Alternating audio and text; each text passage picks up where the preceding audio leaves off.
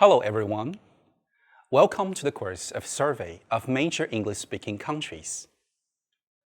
Today, we are going to learn Chapter 3, The Government of the Great Britain.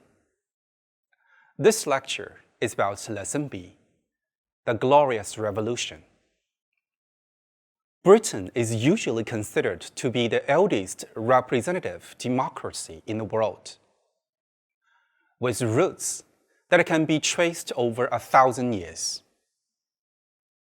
Other countries also have long political histories, but these histories are marked by periods of sudden and often violent changes.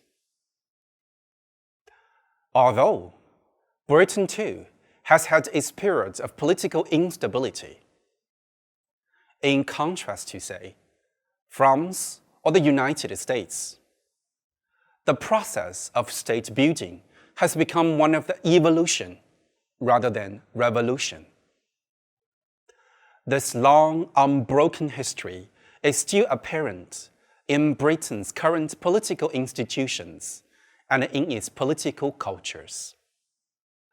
Today, we are going to explain the Glorious Revolution. The Glorious Revolution, also called the Revolution of 1688 and the Bloodless Revolution, took place from 1688 to 1689 in England. It involved the overthrow of the Catholic King James II, who was replaced by his Protestant daughter, Mary, and her Dutch husband, William of Orange.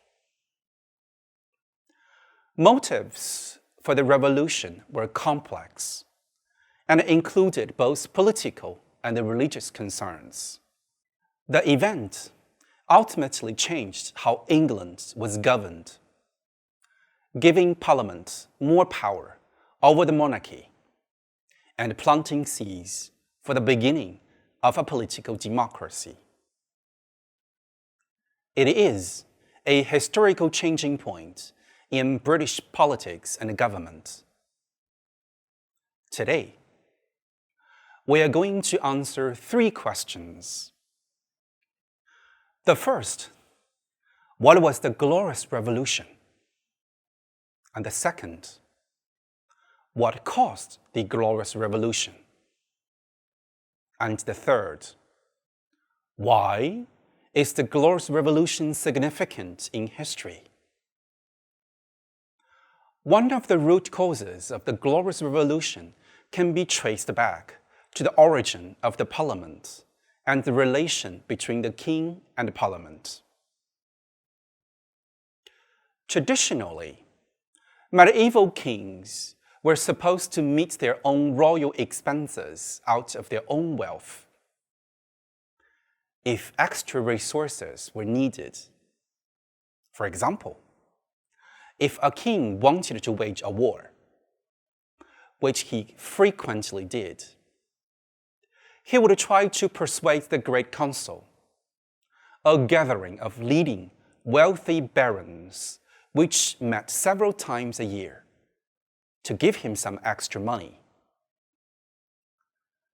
By the 13th century, kings found they could not make ends meet by asking for money from these quite small groups. And so, they widened the Great Council to include representatives of counties, cities, and towns to get them to contribute to his projects.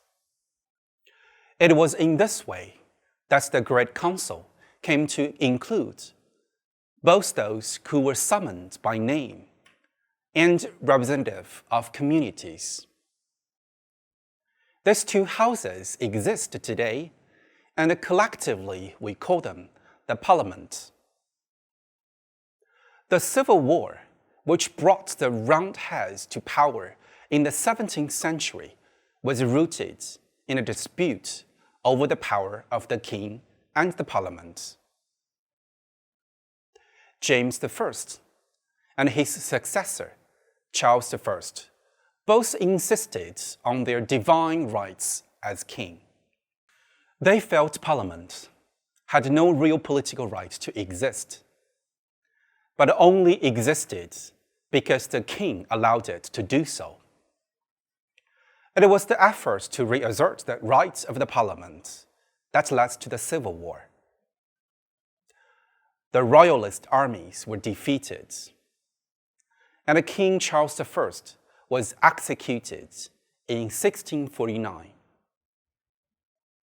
But by 1660, Charles I's son was restored to the throne as Charles II. The next king, James II, having apparently learned little from the experience of the previous decades, also tried to govern without the consent of Parliament. King James II took the throne in England in 1685, during the time when relations between Catholics and Protestants were tense. There was also considerable friction between the monarchy and the British Parliament. James, who was Catholic, supported the freedom of worship for Catholics and appointed Catholic officers to the army. He also had close ties with France, a relationship that concerned many of the English people. In 1687, King James II issued a Declaration of Indulgence, which suspended penal laws against the Catholics and granted acceptance of some Protestant dissenters. Later that year, the king formally dissolved his parliament and attempted to create a new parliament that would support him unconditionally.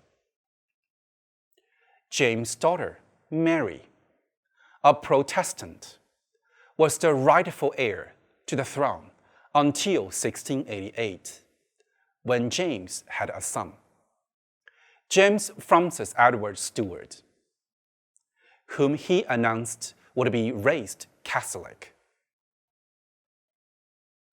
The birth of James' son changed the line of succession, and many feared a Catholic dynasty in England was imminent.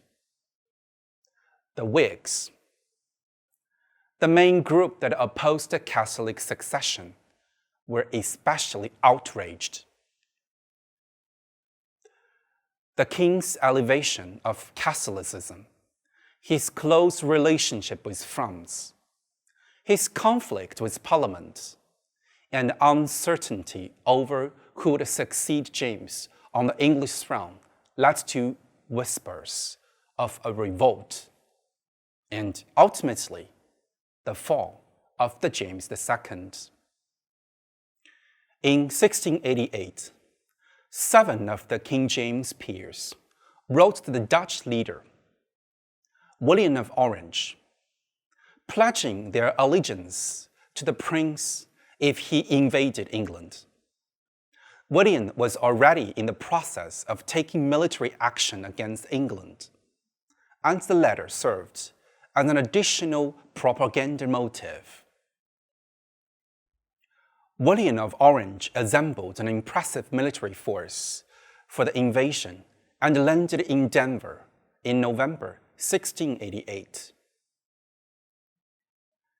King James, however, had prepared for military attacks and left London to bring his forces to meet the invading army. Several of James' own men, including his family members, deserted him and defected to William's side. In addition to this setback, James' health was deteriorating. James decided to retreat back to London on November 23rd.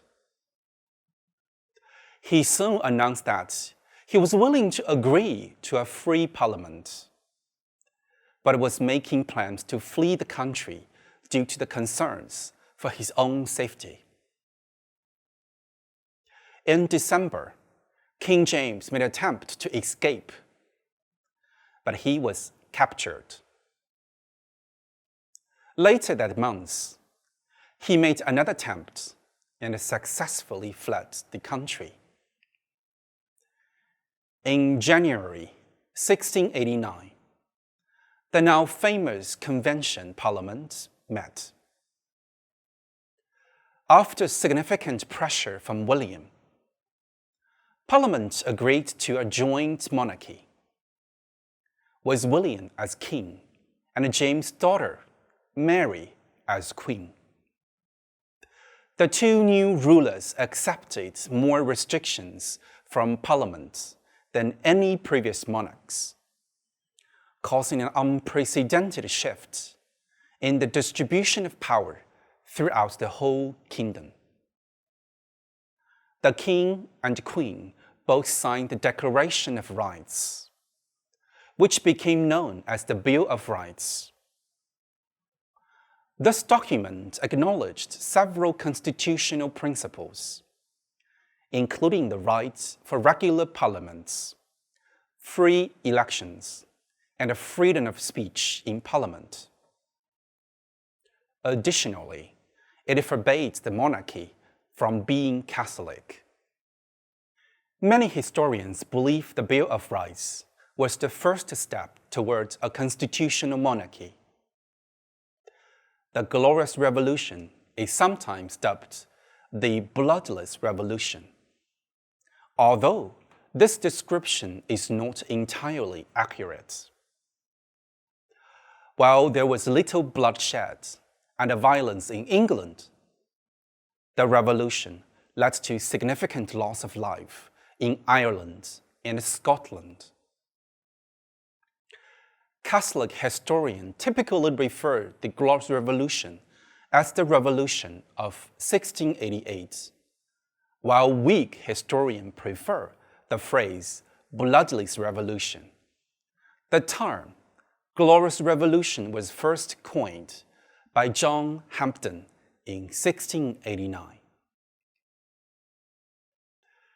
Many historians believe the Glorious Revolution was one of the most important events leading to Britain's transformation from an absolute monarchy to a constitutional monarchy.